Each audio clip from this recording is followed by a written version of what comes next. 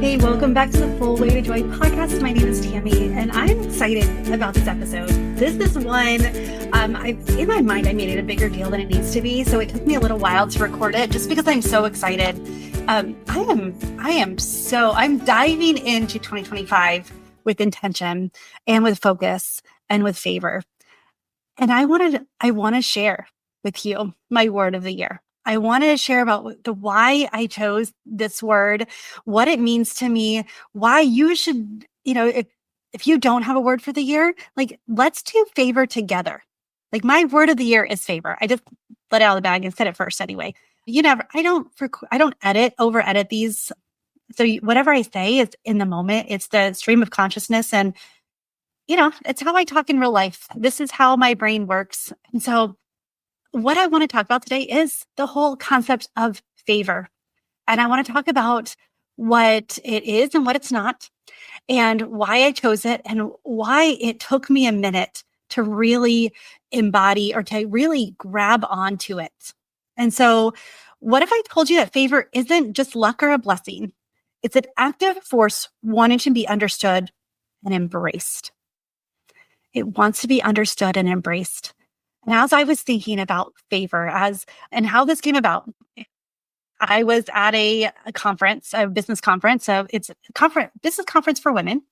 And we were talking, and they actually introduced this as their word of the year. And while we were going through the exercise, I wrote down, I had like 10 different words that I've been playing around with. And kind of what happens is come September, I start jotting down of what do I want for the next year? And then as between September and November, I kind of start narrowing down and praying about it, and really asking God to highlight what my focus needs to be for the year. And I've picked words like bold on, I think that was last year, 2023. It was bold because I needed to step out and boldly take action. And so it's one of the words that and I have still on my computer in sequence. It says be bold. And I have courageous, because that's be courageous in everything you do. Well, one of the things that I have found hard to really rest in is God's favor. The whole idea of you have to hustle, you have to work hard for and earn it. I grew up and knowing that it's all about hard work. Life is about hard work, and you get you reap what you sow, which meant that it was all on my shoulders. You want something, you need to work for it.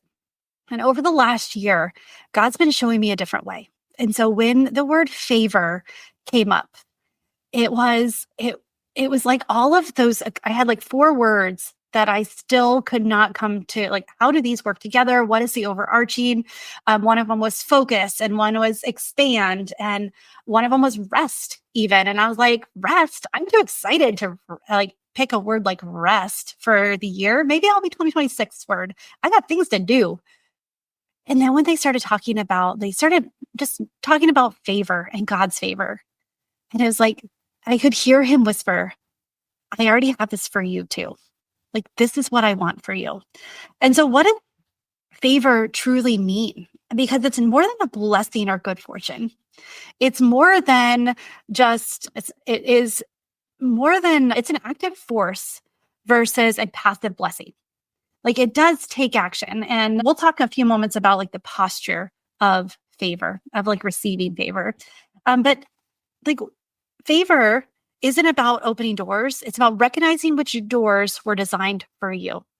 This is what God said is what he's it's not just about you forcing doors open, because there's a lot of doors open, right? You have a lot of options, if you have a job and you want to get a promotion, or if you're looking at starting a new position, or quitting the workforce altogether and staying home with your kids, or homeschooling, or there's so many doors this proverbial door that we have. With coaching, I could have worked for an agency. I can coach for a company. I could work on my own. There's so many different doors of opportunity that are available. But which ones are the right ones? And so the fact that the idea of this favor is knowing which doors are designed for you, meant for you, created for you, God opened for you. And so I like to look at it as like a garden, right? The favor is like a well-tended garden. And I know I use this metaphor a lot because honestly, trees and garden, like I love watching things grow. I love how God puts seasons into everything. I mean, he puts seasons into our life, and with a tree, you can visibly see the different seasons it goes through. And without the winter season where it, goes cold, where it, everything falls off, it kind of dies. The fruit dies, the leaves die and fall and wither away. But the thing is, the tree itself is not dead. It's dormant. It's the roots that's when the most growth happens. And so though we can't see it to the naked eye, there's a lot of things that God's doing behind the scenes. And that's our favor. It's the soil where this is the foundation of our faith and preparation. So this is the rich nutrients, the rich soil is our character that we develop. And our nutrients are our spiritual disciplines and our growth, are like our personal growth that we intentionally step into. And so as we pour into our spiritual disciplines, as we and our character building exercises, as we go through our trials, as we're being refined by the fire, this is our soil. This is what's going to give us the life. Then there's next the seeds. God's already planted seeds in us. When we were born, he gave us gifts, talents. He put dreams on our hearts, like a God-sized dream. Some spout quickly, right? Some seeds like grow really fast. Like let's say lettuce, right? We can be eating spinach within like just a couple of weeks of planting it. And then there's others that are like oak tree, an acorn, which, could be 15 years and it's still like tiny compared to the giant oaks that we see. Like it could take years to really come to fruition. But that's the idea of the different types of seeds are different areas of favor.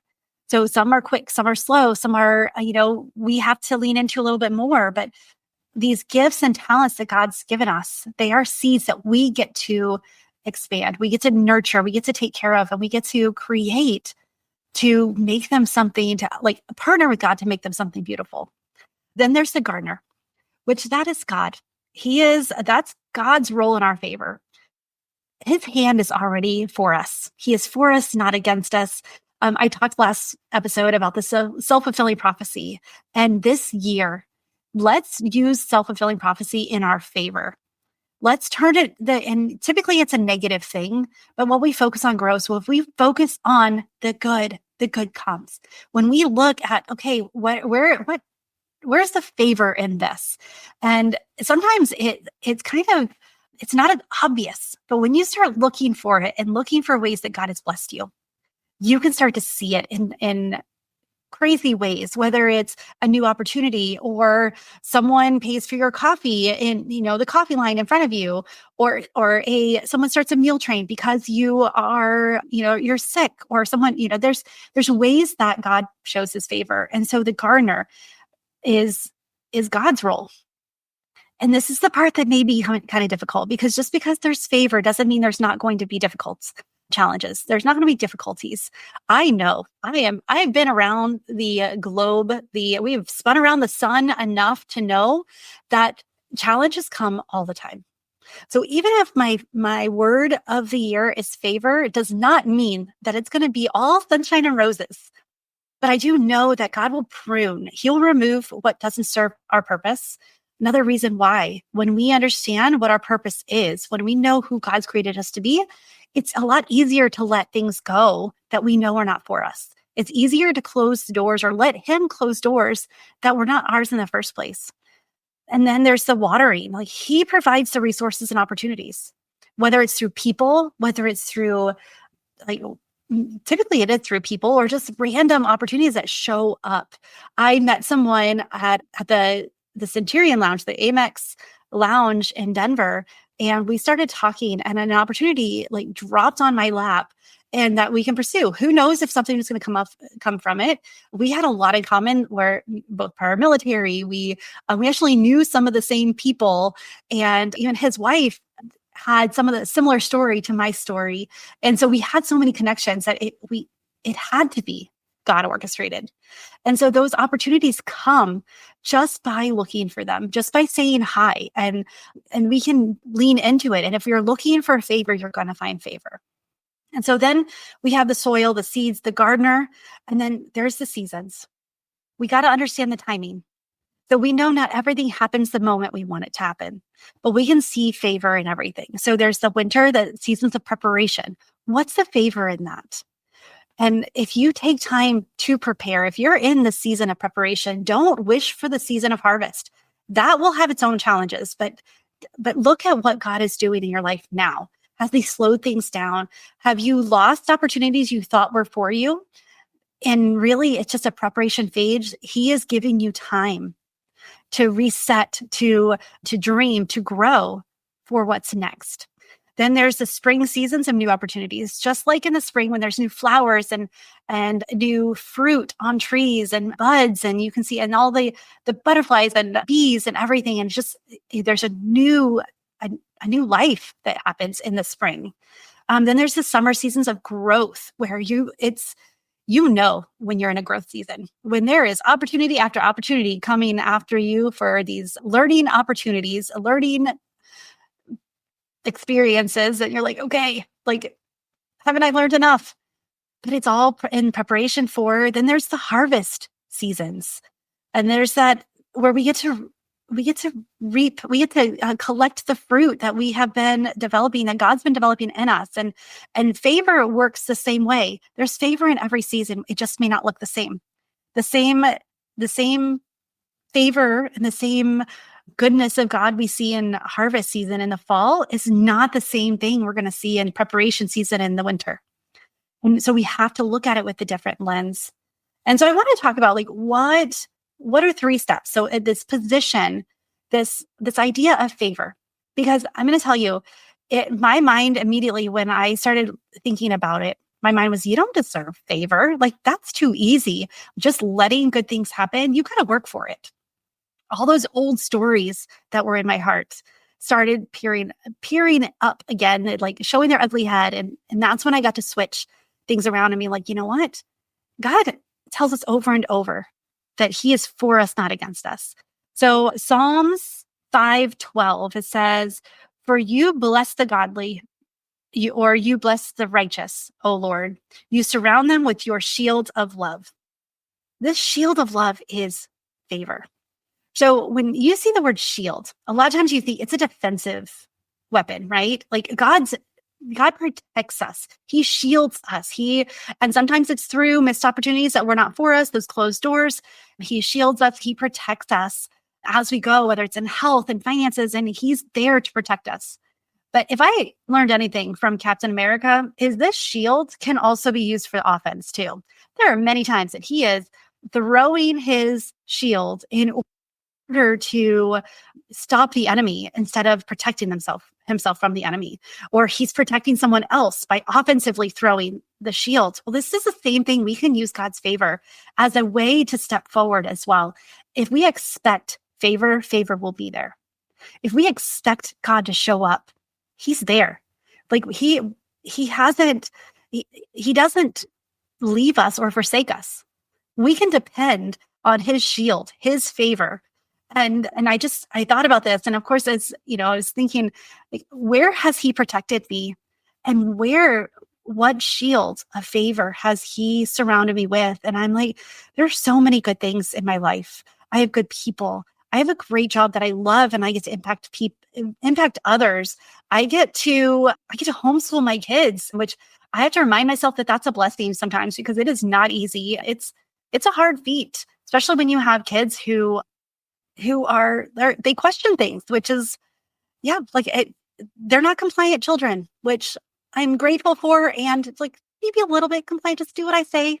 Just know that I have the best for you. But this whole idea of these blessings, this favor, if I had a 9-to-5 job, I wouldn't be able to homeschool. I wouldn't have that favor to be able to do it. That, yes, it means that there's energy, there's time, there's resources, and there's a struggle there because, hey, let's just face it. Like, what is your natural tendency? Is like, well, I don't want to get up early. I don't want to do math. Like, what point is it if, why do I have to show my work? That kind of thing that we fight. And how many times do we do that to God as well. Like, why? And he's like, just let me favor you. Let me shower down this favor. Let me protect you. Let me go before you. Let me show you the power of my favor. And so these three things: recognition, get really good at spotting small favors, at small beginnings, these small little glimpses of what's to come. The more you start to recognize that, the more you're going to see the bigger favor as well.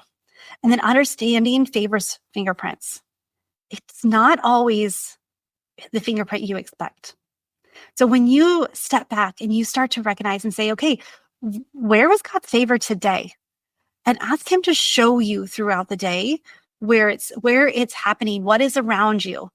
And you start to see also favor in other people's life, and you celebrate that as well.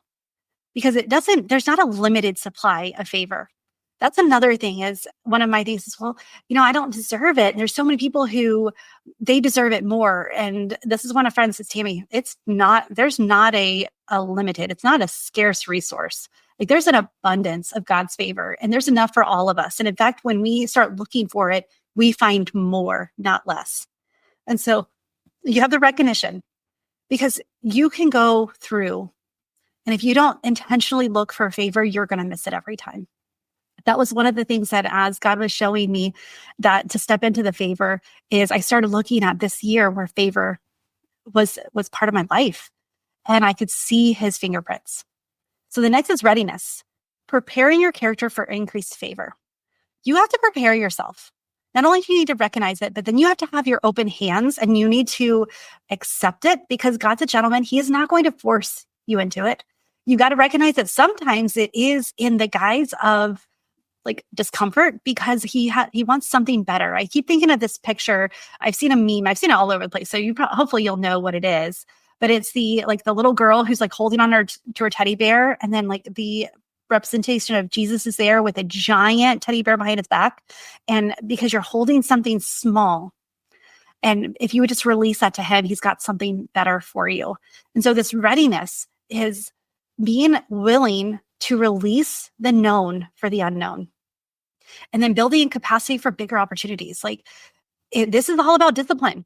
This is all about your consistent habits. The habits you do are who you become. And so over the last 6 months, I've really been working hard on getting some habits that I really want to embody. And I can see how my life has changed, and how these habits went from something I strive to do to something I look forward to doing. But this readiness of accepting and seeing this favor, this blessing of showers of favor on you, is you got to start building a capacity for bigger opportunities. You've got to start preparing who you are, your identity, for the increased favor, because it's coming. Whatever you focus on grows. So if you focus on God's goodness is going to be all around you. And so how can you prepare for it? Well, get solid with who you are, who he created you to be, what your purpose is, your calling. And we can do this together. This is something what I love to do. It's an 8-week, and I'm going to say intensive, because we are in this 8 weeks. I've got a lot jam-packed, but it's things that if we spend too much time doing, it'll take us too long to do. So these are things that I know that I could take 6 months to do it, but let's boil it down and get it done. Once these decisions are made, you can understand how God wired you, who God called you to be, and what your purpose is. And so if you're interested and you want to know, the 8 weeks, you want to see who God's called you to be, this Align and Shine intensive group program is for you. So get on my calendar and let's talk and see if it's a good fit for you. Because I'm so excited about it. And it's all about, it leans into this idea of who am I? And the question of, am I good enough? We turn that around and we ask ourselves the better question. And we're going to see how God wired us, where we don't have to fear the unknown. We get to step into it boldly because we're prepared for it. So there's the recognition and the readiness, and then there's the response. What happens when the favor comes? And this is not a trick question, but this is a question that we have to ask ourselves. Because if the favor of a promotion comes, what are you ready to accept the responsibility? Because there is responsibility that comes with God's favor. There's responsibility to share it. There's responsibility to talk about it and to boldly tell people what God's doing in your life. There's a responsibility to steward it and to give it away. There is a responsibility to be the person God's called you to be as he's blessing you. There's a discipline, there's a commitment, there's a dedication. There's a responsibility in accepting his favor. And so this recognition, readiness, and response. Are you ready for the favor that's going to shower down on you in 2025? And if you're not, what can you do to get ready? And so here's just some things that I want you to remember is that favor is an active force, not a passive blessing. And you're part of that active force. Like a garden, favor requires both divine intervention and human participation. You have to take part. You have to do your part. You have to be whatever season you're in. You have to lean into it. Another part of the response is gratefulness. Is if we don't acknowledge what God's doing, and we get to be grateful even before the benefits of the favor come. This response, our responsive heart, our grateful heart that we have, this will just allow our capacity to grow for the opportunity that's coming. But favor often appears as like a small seed before it grows into a full harvest. So what are you doing with that seed? Are you spending time with God? Are you being grateful for it and preparing for whatever season you're in and looking forward to the next season? Do you have grateful anticipation? Recognition and readiness position. Recognition. Sorry, my notes, I was like, why? It didn't have the comma. So recognition and readiness position you for increased favor. And so the three, recognition and readiness, but don't wait to respond.